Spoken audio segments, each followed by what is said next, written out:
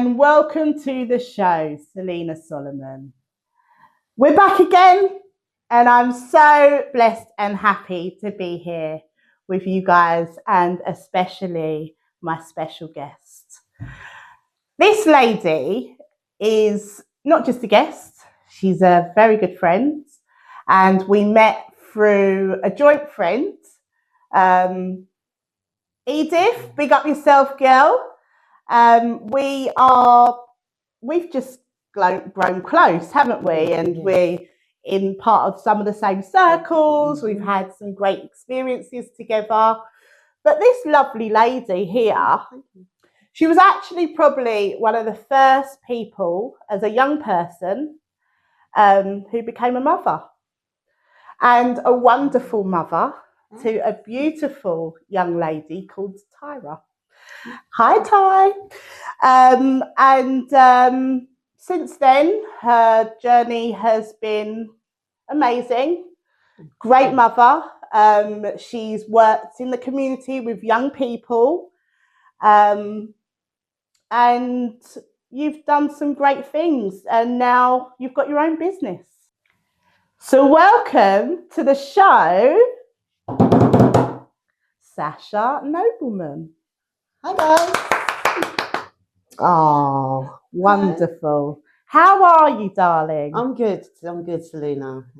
Thanks for having me on the show. I felt gassed when you actually asked me to be on the show. I was really excited, and then I actually got very nervous because this is the first time I've ever done anything like this. You know, I am a people person. I like speaking to people directly. But in terms of ever being filmed and recorded, it's a new journey for me. So thank you for having me. I'm looking forward to this. Yeah, it's brilliant. I'm so glad to have you here. As you know, I talk to real people. We talk about their story because everyone's had a journey. Mm-hmm. And I always think that, people can learn. People from someone's journey and maybe relate to it, maybe it can help them. Yes. And so you were the girl. Okay. I was like, let's bring Sasha on. And hopefully she says yes. So you did. So thank you so much. Seriously. And, I just want to say that I'm new to this. And I get nervous as well. So we could be nervous together. But fun fact, guys, we're both the same star sign. Woo, woo, woo, woo. My fellow Aquarius right here. Shout out to the air signs. Come on, shout out to the air signs. Did you hear that? Okay. So we've always had bits and bobs in common, haven't we, Sash? Synchronizing in thoughts. Hundreds. I mean, without you even saying that you felt a bit nervous, I knew you'd be a bit nervous before you got here. And I hope that cup of tea that I made you helped. See, I had the tea ready. I know you like a cup of tea, you get me? So, but listen, guys, this is about Sasha. And I've got some questions for you, Sasha. So let's dive into it, girl. Okay.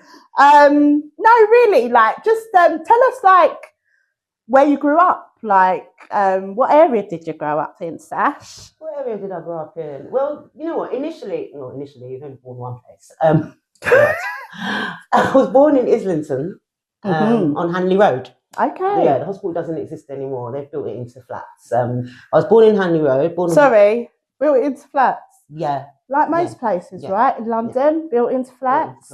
I don't know how much more flats we need because there's a lot of homeless people out there. But they don't seem to be getting these flats, do they, Sash? No, not at all.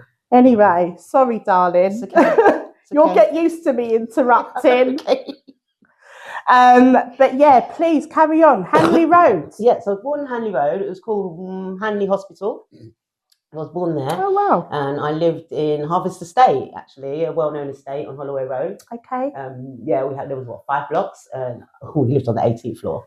18th floor. Wow. High rise. My poor mum used to carry the buggy and me and the shopping. You don't realise, do you? No. Yeah. You know, but it was nice. I enjoyed growing up on an estate back in those days. I wouldn't give too much on my age at the moment.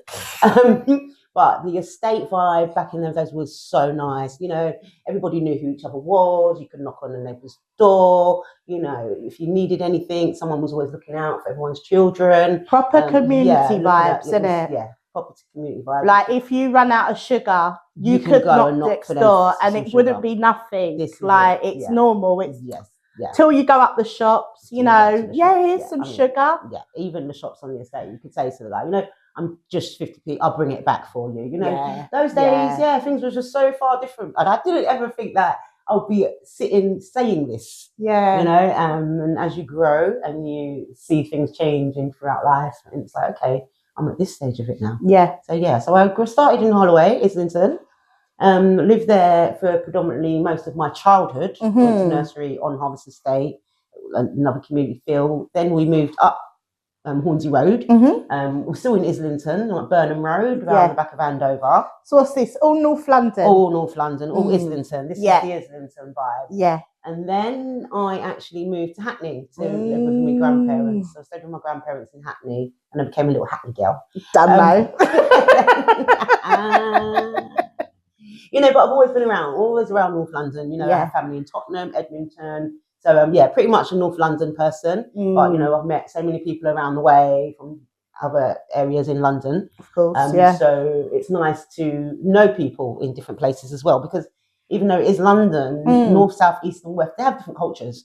100%. And I just appreciate the times when I grew where I could go around to those places. You know, Carnival in Notting Hill, West London, if it wasn't for my grandparents taking me down there, you know, Ladbroke Grove, Tabernacle. Used to go to those places when I was 6 and 7. So I had a wide range of extracurricular activity things that I could do. In my teenage years, I was part of a girls group. My aunt ran a girls group. Really? Yeah. Oh, amazing. Yeah. So what did that consist of? Well, it was linked to Elizabeth Garrett Anderson School. Oh, is that school still there? It's still there. Okay. It's still there. Yeah. It's linked to Elizabeth Garrett Anderson. And my aunt used to drive a What was the shortened version to that school? EGA. EGA, yes. I mean, you know, we've got I remember, available. Okay, I just wanted to make sure it was that one. EGA, brilliant. Yeah. So she used to do some young women's workshops from there. I went Parliament Hill myself. So what I used to do is meet them down in Angel, and we done youth exchange trips.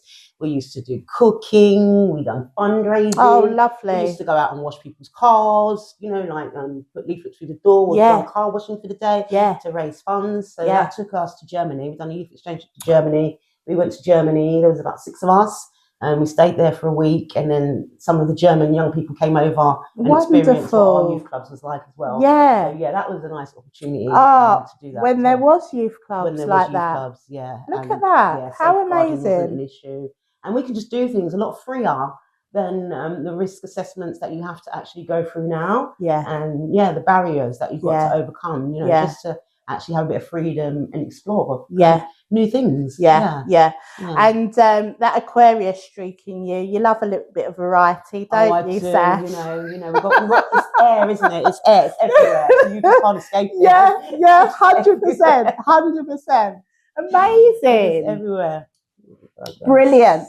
And did you grow up with brothers and sisters in the house? I know you've definitely got a sister because I've met her before. And is it just one sister you've got? Yes, it's just one sister. It is, I was going to say, it must be, because I couldn't know you for all these years and not know you didn't have a brother, right? One sister, and 4 brothers. So I didn't know you had any brothers. Oh, you didn't? No. Okay. No, and I don't know. I don't know why, because I've been to your 30th, your 40th, I'll stop there. But I nearly gave it away myself. I don't know. Listen, you disclose what you want, babe. I won't say anything more than that.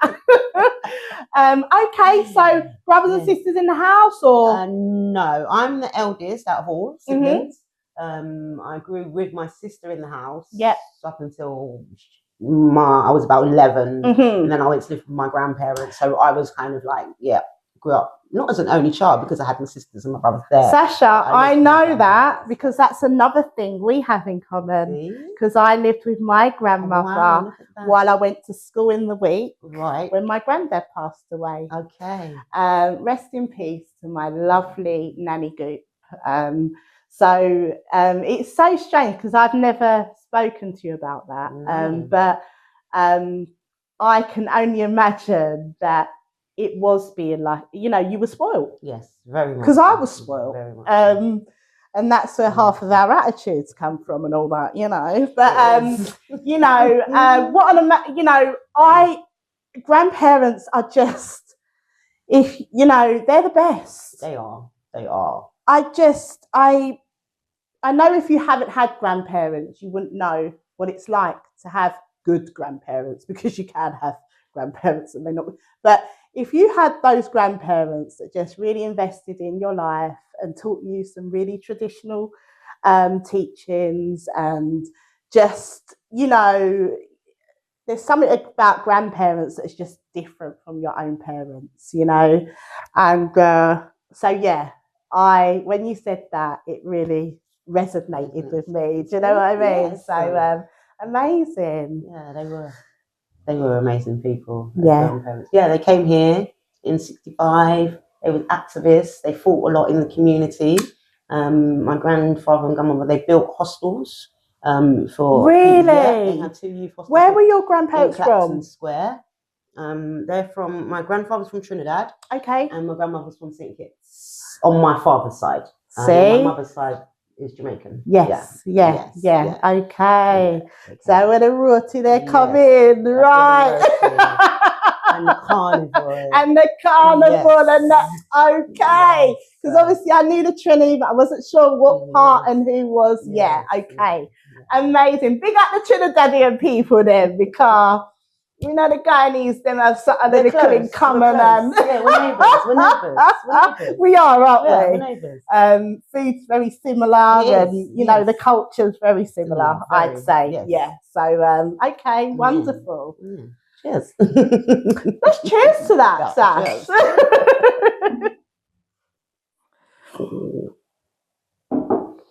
So the hostels, like what?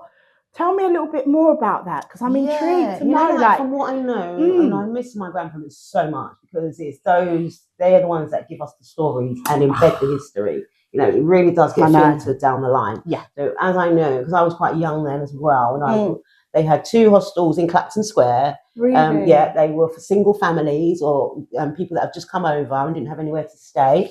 And there was a couple of lifetime family friendships that built from those hostels. And then they went on to do other community things. My granddad was an association called Mixie Friend. Yeah. It was like a community association that helped people within the community. And then that's when Grandma went to work in Stanford Youth Club. You know, Ruby Nobleman. Look at that. She was just the best. Always big up, Grandma. Big up Grandma. What's Grandma's name? Ruby Nobleman. Ruby Nobleman. Yeah. People will know her, innit? Yes, like she was in the community. Yes, like, you know, there's things out there. As you can hear Sasha's story and her upbringing, and you know the people that raised her, like it's all helping people. It's all helping people. It always has been. My mother, she started out working in a nursery. Well, from when I can remember, working in a nursery in Marquis Estate in Islington. So it's still, you know, she was a nursery manager. Yeah. When they first opened that nursery, so helping people once again, working with children and young people. Yeah. My dad used to work for NACRO. Providing people with better lives, ex-prisoners and rehabilitation. Yeah. So he started off doing that and then went into Unison to work in Unison as a regional officer, supporting people. So still helping people, absolutely, you know, giving back to the community. Yeah. So somewhere I just feel it's within me, isn't it? So I think, you know, I like people, I enjoy, embrace people. I've always tried to kind of have a career path where I like what I'm doing. I like what I'm doing. Brilliant. Yeah. So it was inevitable. It was in your blood. Yeah. You were always going to be someone who wants to help, be around people, watch people grow, and wonderful. Yeah. Well, that's great, because didn't know all that about you. Oh, wow. And I knew bits and bobs, bobs. but you kind of put it together really nicely. Okay. And if there was one person, like, because there's loads, there's too many. I feel like, how can I make you choose now? Who would be your hero in your family? My hero is my daughter, man. It's Tyra. I'm sorry. I know she's my baby, but she's the hero in the family. I feel like I was the one in the family to start breaking the chains, but Tyra's broken them, you know. And yeah, I feel she bust through the chains. Yeah, she's still got a lot of the old school values, you know, that were given from my grandparents to me down to her. Lovely. And she does a lot of her own research, and she wants to grow and develop her own knowledge. And she shares it through the family, through the youngers. You know, she likes her own time as well. But yeah, Tyra's my hero because I raised her, and now it's like she's helping to grow me as well at the same time. So yeah, Tyra's my hero. Amazing. So I spoke a little bit about you being like one of the first people, because I think back then our friendship wasn't as close because we kind of knew each other through our mutual friends. But you would have been one of the first people to become a mother that I knew of. Do you know what I mean?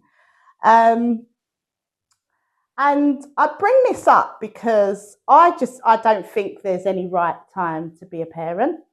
I think that being a young mum is great. Being an older mum is great as well. And I think that we've all got different things we can bring to the table. Oh, definitely. And at different times in life. So young mum might have more energy, you know, and more just get up and go, not really think about it too much, you know, just kind of, do you know what I mean? Because you do that when you're younger. As older mums, they think about it a bit more, sometimes maybe too much, overthink things. And also as well, it's like when you become a parent, your worry is, oh, do you have enough money? You know, am I mature enough?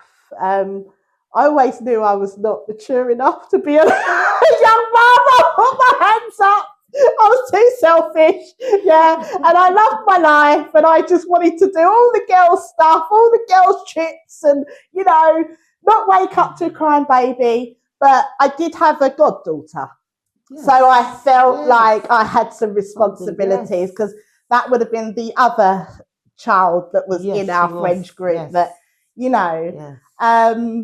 But yeah, can you tell me a little bit about what it was like? How old was you? Because I say young. You wasn't like extremely young, but in today's society, it is classed as young, isn't it? Well, it is classed as young. How old was you, babe? I said, I didn't think that I was young. She said, well, you was, mum. You was 20.